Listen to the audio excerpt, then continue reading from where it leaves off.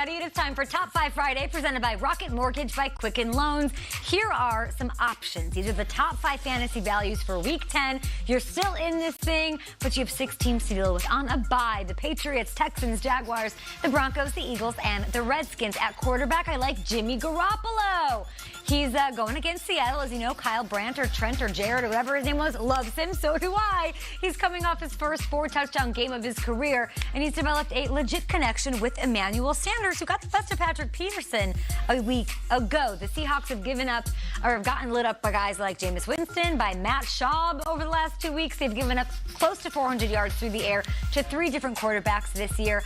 I'm liking his odds.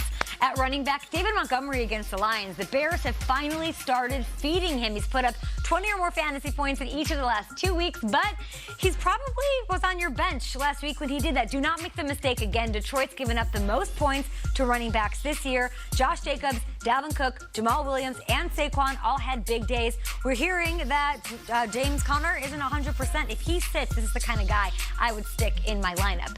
At wide receiver, Christian Kirk going up against the Bucks. I feel good about this one. He's coming off a quiet week, but that was against the Niners defense. He is, I don't know this, I haven't asked Kyler Murray, but I'm pretty sure he's Kyler Murray's favorite target, averaging just under 9 a game. 9 looks.